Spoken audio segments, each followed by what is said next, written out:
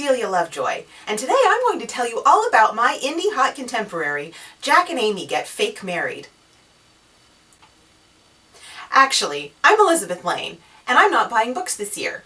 Today is the start of my Romance 101 series. I'm going to talk all about various romance vocabulary words. But trust me, it's going to be fun. Just wait.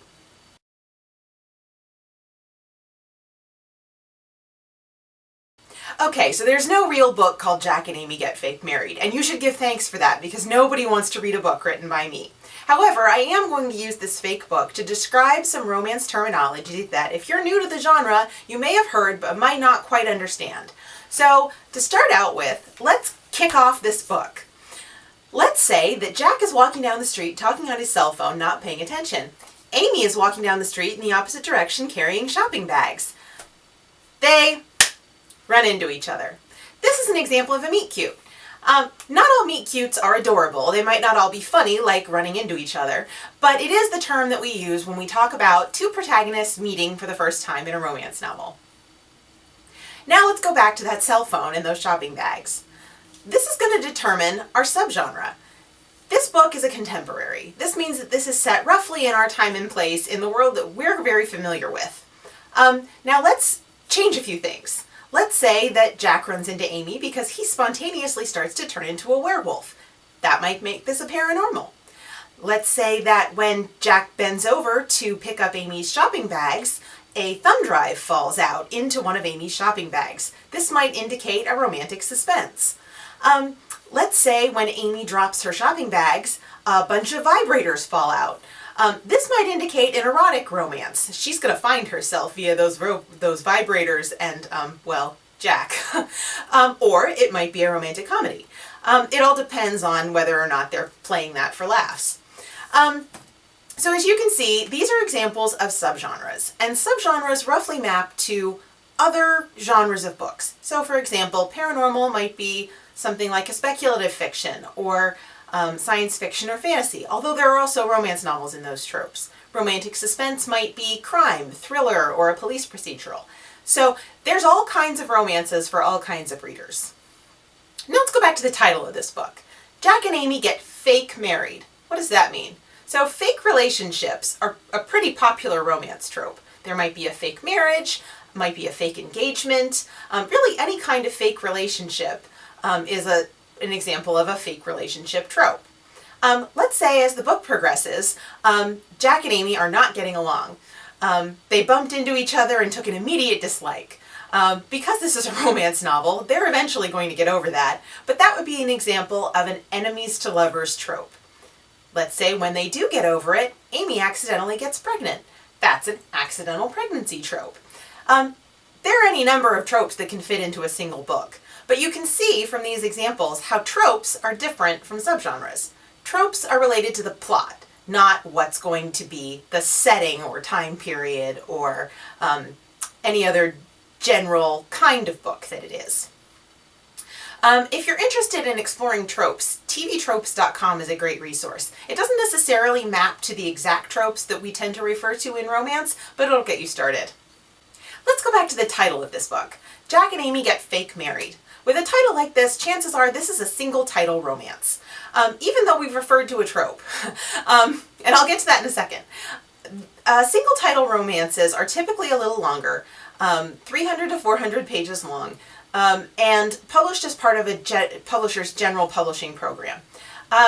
This is contrasted with a category or series romance. These tend to be shorter. They tend to be around 200 pages, 50,000 words, and are often trope driven. So for example, the fake married part of this would be a good example of something that would work well for a category romance. However, typically those titles will be framed somewhere along the lines of the billionaire and his mistress get fake married. So it would probably not refer to the specific characters' names in the title. Specific character names will generally refer to a single title romance.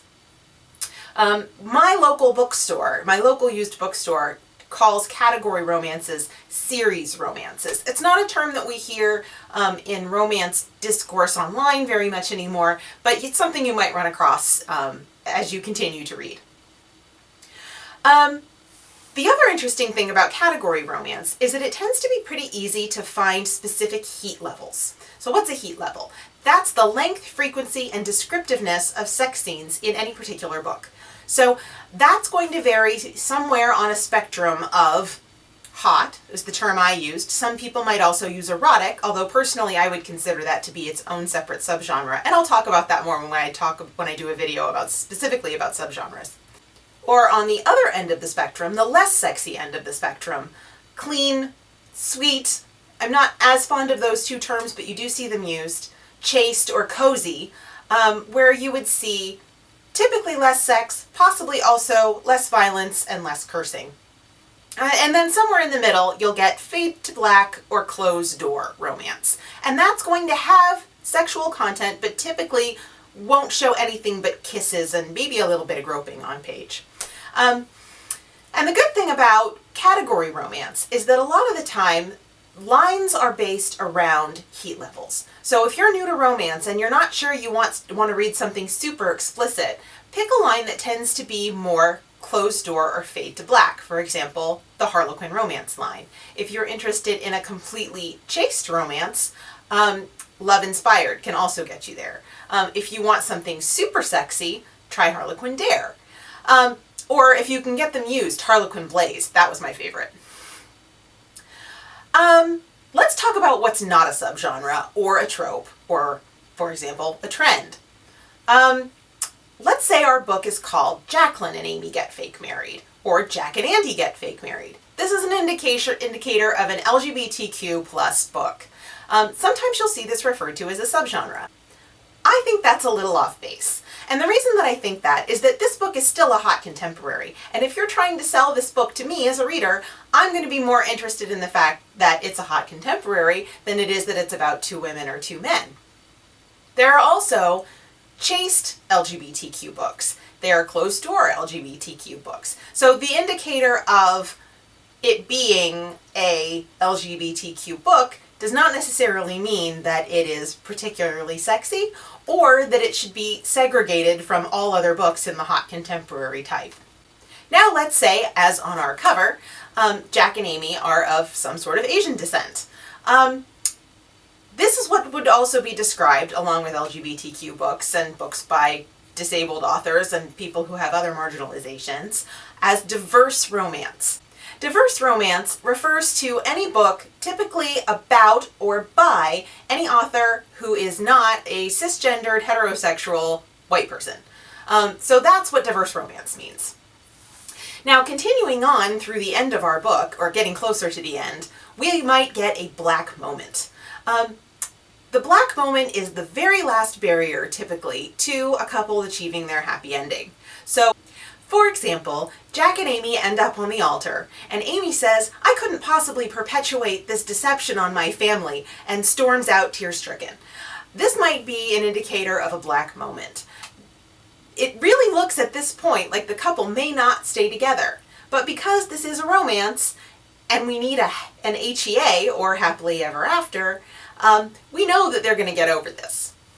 So let's talk about the HEA, or HFN. So HEA is happily ever after, HFN is happy for now.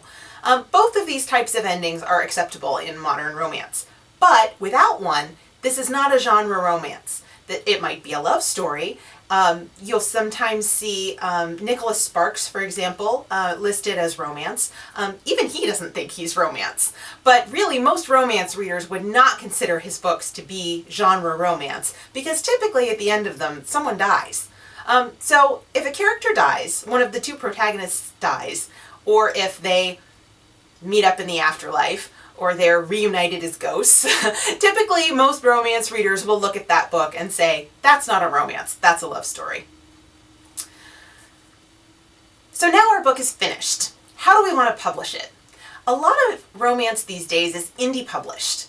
So what that means is that a book is self-published. Once it's finished, the writer will probably hire an editor, a copy editor, a proofreader, maybe some marketing people, a cover designer, and release the book on their own through Amazon or some other service like that. So typically this means that the author is doing the entire work of the publisher. Now, in a trad published book or traditionally published book, the author will hand off a book to an editor or hand off their book to an agent who will then sell it to an editor. And then the publisher will do a lot of that work. You might also hear New York published in talking about trad published books, because a lot of publishing companies are in New York, but not necessarily all of them. Now let's say that Jack and Amy Get Fake Married is a great book, against all odds, and it gets nominated for a Rita Award. The Ritas are an awards, are the industry standard romance awards by the Romance Writers of America Trade Association. This group runs conferences for romance writers and provides a vast array of professional development and legal help for romance writers. I'm not going to get into everything that RWA does here, but I'll link their website down below in the description box so that if you're curious, you can find out more about them. The Rita Awards are broken out by subgenre, and they are nominated via a process that has professional writers reading these books and rating them according to the standards that they have for romances. And then they're voted on by professional writers to determine a winner in each category. This award comes out annually, and it's a great place to start if you're new to romance because it will tell you what's popular and what's considered to be good now by romance writers' peers. So, I hope that was helpful, educational, and interesting. Please buy my book, Jack and Amy Get Fake Married. Just kidding. Actually, just have a great week. Doubt not, slay some words, and Lex has your back. Bye.